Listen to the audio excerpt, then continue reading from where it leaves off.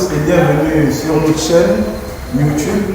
Nous sommes une société de production qui réalise un casting sur ta posture.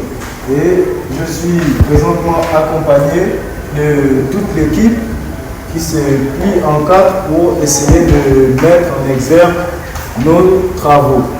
Ainsi, grâce au syllabus de M.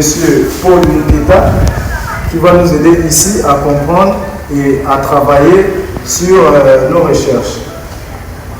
Alors, l'étymologie du mot posture apparaît au XVIe siècle, emprunté à l'italien postura, qui signifie position, attitude, lui-même ici du latin positura. Le terme posture renvoie à la réalité du corps. Une posture est une attitude, une façon de se tenir, une façon de placer son corps et ses membres. Je vous remercie. Nous sommes toujours du côté de l'université avec le groupe des indépendants. Nous allons, avec M. Mukasa David, comprendre l'importance de l'apprentissage de la sémiotique. Ainsi, nous allons de ce pas essayer de questionner M. Mukasa. Bonjour M. Mukasa David. Bonjour M. Moussavou Danlevi. Pourquoi apprendre la sémiotique? Premièrement, nous devons comprendre par la sémiotique. L'étudiant en communication, il est important d'avoir des outils, des compétences pour rendre compte aux yeux du monde. Je vous remercie. Alors, nous étions avec M. Mukasa David qui a essayé de nous édifier sur l'importance d'apprendre la sémiotique. Ainsi, nous allons de ce pas vers M. Élisée. Et tout de suite, pourquoi dit-on que la sémiotique, son rôle est d'exprimer des phénomènes sociaux? Je vous remercie, M. Moussavou, de la question. Ici, la sémiotique, en fait, faisait partie de la psychologie, et plus tard de la psychologie générale. Cela veut dire que dans la société, toute société est représentée par des signes. Et, comme disait Spears, les humains sont homo semioticus. Cela revient à dire que les signes sont partout dans la société. Nous ne pouvons pas vivre sans signes. Je vous remercie. Alors nous rentrons tout de suite en immersion avec Madame Mwamba pour avoir une définition générale de la sémiotique. Bonjour Madame Mwamba. Bonjour Monsieur Moussavou. Alors qu'est-ce que la sémiotique? Bon, la sémiotique est l'étude des signes et de leur signification. Cela signifie tout simplement que derrière un signe se cache un message. Merci beaucoup pour la question. Alors, nous avons compris par là que derrière un signe se cache un message. Je vous remercie. Alors, merci encore au groupe des indépendants depuis l'université Omar Bongo. Alors, si la posture est révélatrice de certaines intentions, ou alors nous allons chercher à comprendre avec Madame Mazogo qui va essayer de nous expliquer qu'est-ce qu'on entend par système de signes.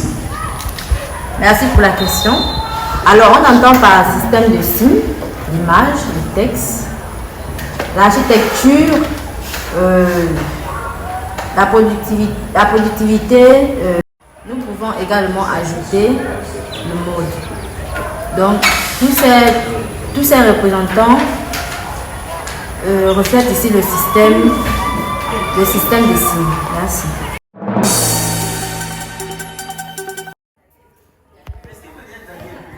Alors nous voulons comme ça que vous nous définissiez afin de nous apporter vos lumières sur les pères historiques de la sémiotique.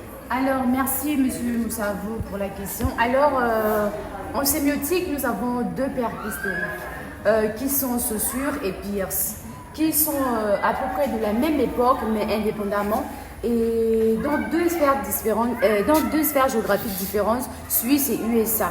Les deux fondateurs de la sémiotique, chacun a donné naissance à l'un des deux courants principaux en sémiotique. Ce qui voudrait dire par là que Saussure et Peirce ont développé chacun d'eux la sémiotique à leur manière. Chacun a donné son avis, chacun a donné sa perspective des choses. Je vous remercie.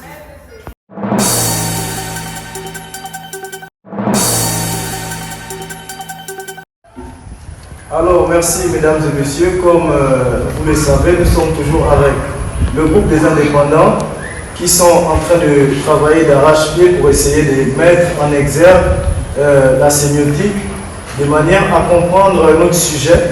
Et puisque nous devons comprendre le sujet sur la posture, nous devons aussi mettre en exergue les deux triangles.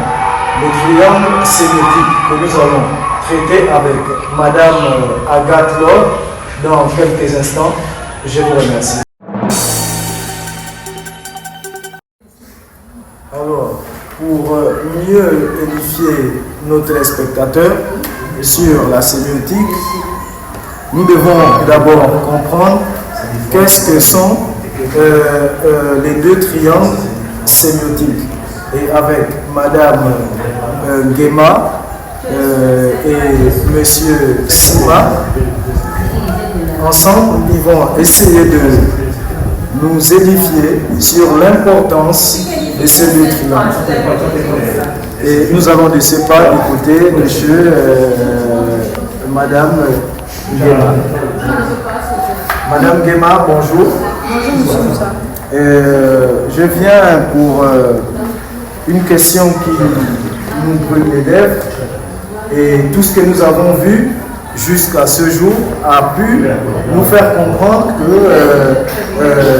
pour expliquer ou pour comprendre une posture, il fallait faire allusion à deux triangles sémiotiques, donc soit le triangle 1 et le triangle 2. Alors, pouvez-vous nous expliquer en quoi consiste le premier triangle sémiotique? D'accord, monsieur Moussavou. Il faut comprendre ici que le triangle sémiotique est composé de l'interprétant, le représentant et l'objet.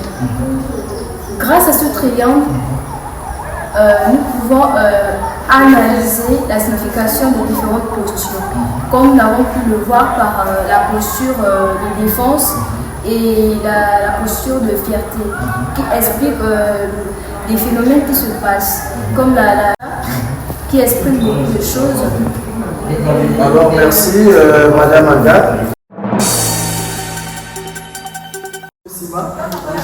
Nous étions à peine avec Madame Agathe qui nous a expliqué en quoi consistait le premier triangle sémiotique.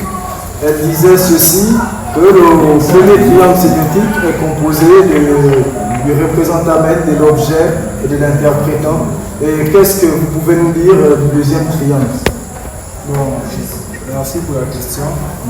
Le triangle sémiotique 2 est une représentation graphique et triatique qui est composée de trois parties essentielles, qui sont les suivantes: l'indice, l'icône et le symbole. En amont, l'indice peut être expliqué comme étant un signe qui nous met sur la trace ou qui nous permet de deviner l'émotion ressentie de l'individu à l'instant T. Comme par exemple la posture de la défense. Ça peut nous faire imaginer que l'individu veut se défendre par rapport à un événement ou à une attaque. Et en second lieu, l'icône, il s'agit d'un objet dynamique dont la qualité est reliée à son signe descriptif par une similarité qualitative ou une ressemblance. Par exemple, la posture d'une sculpture. Et enfin, le symbole. Le symbole peut être identifiable par sa forme ou sa nature. Merci. Merci, Monsieur Sima. Comme vous venez de l'écouter, nous avons eu la définition des deux triangles sémiotiques. C'était Zamba Moussavou Dan Lévy du côté de l'université Omar Bongo avec le groupe des indépendants. Je vous remercie.